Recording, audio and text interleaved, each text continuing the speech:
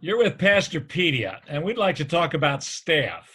Staff. I'm older than the other two friends I'm with, and Pastorpedia is about how to do it better in church.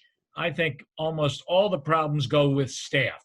I believe all church problems start with no, they don't. But we better learn to love staff and do it well. Can you be friends, Jeff and Jim?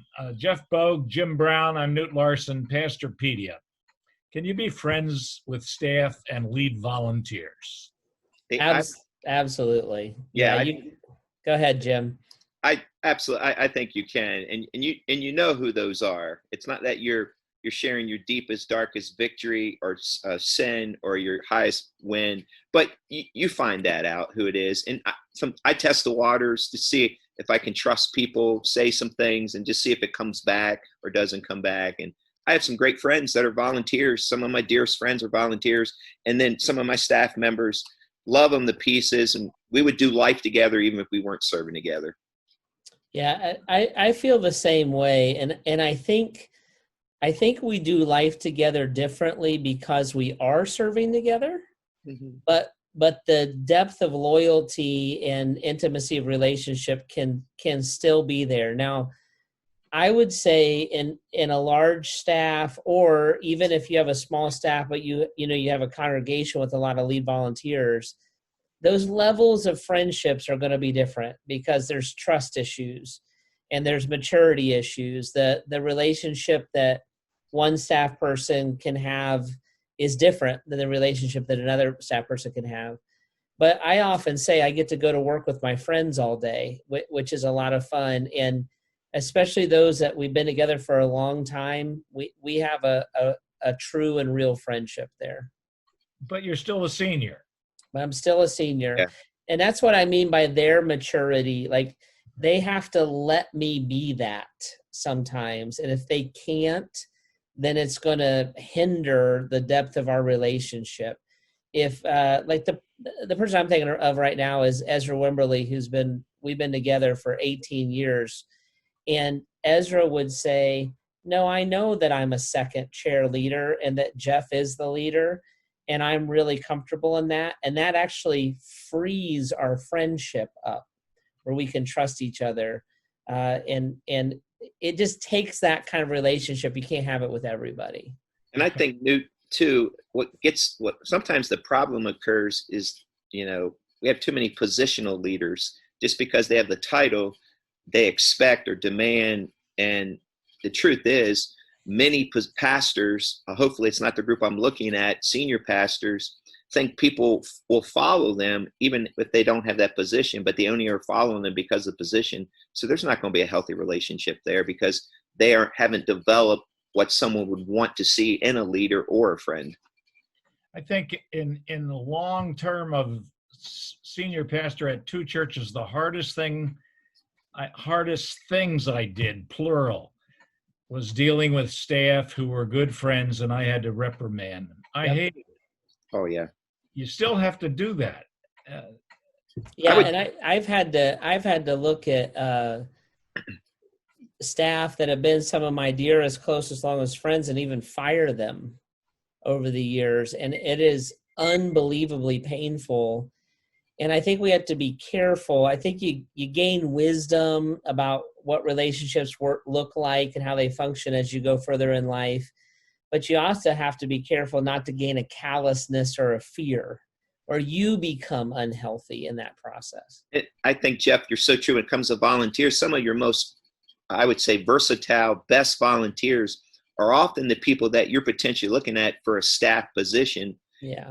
And there's also that challenge, like if I hire this person or we hire this person, they have all these friendships and all these relationships that already built in the church. And if it goes south, there's a whole bunch that could go south.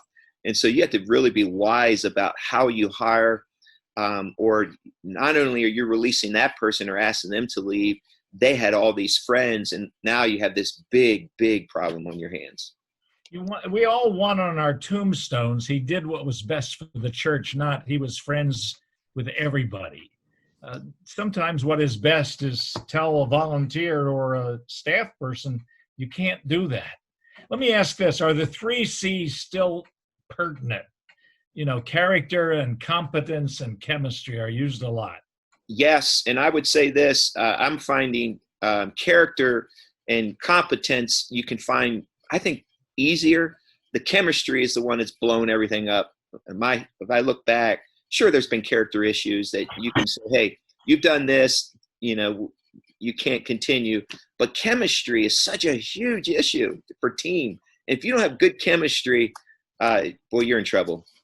I believe they're completely still relevant, and I agree with what Jim was saying. I think chemistry is a natural thing. I'm not sure you can manufacture it or connect with it. I often call it instinct, that we have to have the same instincts. I actually think character, by the time you're an adult, barring the work of the Holy Spirit, your character is going to be somewhat ingrained. And if you think that you're going to change a person, you're wrong. Only God can do that anyway. So that one, it's kind of got to be there. Competence, I can usually teach you within reason. So if it's just a learning curve, if it's just a new piece of software, if it's just a different paradigm, that one to me is the one I'm most flexible with within reason, right? The worship guy has got to be able to sing, kind of a thing. But character and chemistry are non-negotiables. And when placing a key volunteer or hiring a staff person, don't pull up short on those two areas. You will regret it every single time. And Jeff, I would say I agree 100% with that. And I think another piece that sometimes gets missed in this whole process of hiring or volunteers moving up is the speed of play of the leader, or the speed or pace of play of the church. I found people that love the church, love the ministries, but if they're placed in, they don't necessarily adjust well to the pace at which you're moving. And you got to be upfront, and just how you make decisions, realize sometimes 80-20 principle works, but the pace of play, hey, we got to go on a full court press. If they can't do a full court press, they might not be good teammates. Yeah. J.C. Penney had a saying that he would not hire someone in a significant role unless he had dinner with them or ate a meal with them in a restaurant. And his point was he wanted to see how they treated the server. I like to play basketball with a prospective staff and see what they're like in competition, if they like basketball. Checkers, if they like checkers. But no, I didn't do that. But I think that's the part of chemistry and character too. Where do you find, let's talk staff and volunteers, but first staff. In a small church or any size church, where do you find staff? You call your friends. That I think you begin there. You have a friendship pool. Like if we're looking, honestly, I'm going to connect with Jeff and some of the friends that we have. That's one. But you find who are the people already volunteering and serving. Ask your local college. If you're a small church, grab an intern and bring them in. There's a variety of ways. Create spaces and places to be able to watch people serve, and then you'll find your best. Yeah, beat the bushes. Call your buddy. Call organizations. I actually would call like CE National and see who they know, and organizations like that. And then a little trick I've picked up along the years is I'll call the guy I wish I could hire, but no, I can't, and see who he knows, right?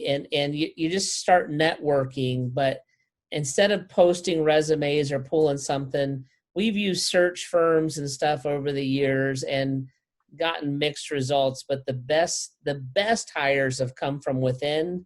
The second best is through my buddies who would have the same kind of instincts that I would have, and just finding a guy.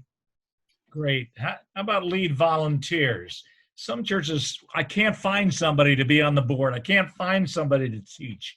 Where do you find good volunteers? Put them in environments where you can serve with them personally. So if the church is doing a community service day, you pick your team and go spend the day with those people. Join them in their projects. Come up with, when I was looking for elders one time, I had a constitutional rewrite I had to do. So I put together a team that was just for that project, but it was so I could observe the guys and see who I wanted to move to the next level. So things like that, just try to get in them and around them and see what they're doing. We have a ministry here, a men's ministry that serves a bunch of men, and so I'm always watching. And in fact, I kind of have a mental list of what I'm looking for in a man. And by the way, let me just say one of these things that often gets overlooked for potential leader in a man. I watch men in the hallways all the time to see if a child walks in their presence, if they stoop down and talk to the child, or they address the wife in the conversation. I want to see if they're a family man and they connect to the whole body. Good. Every pastor ought to have pools of men he gets to know at a breakfast or a time he meets with different men. And also, if you have one on staff or 10 on staff, to ask them who they're discipling and developing so they can be lead volunteers. And, well, there's a great pool of bringing people in and discipleship too. And every pastor should have some men he's training and meeting with and rubbing off on to be leaders. Yeah. Thank you for being with us on lead volunteers and on staff and trying to do better as a church, especially to disciple people to Christ, but also to serve the body of Christ. You're with Pastorpedia. I'm Newt Larson, Jeff Bogue, Jim Brown. Thank you so much. Please read the notes. There's a lot there. Good day.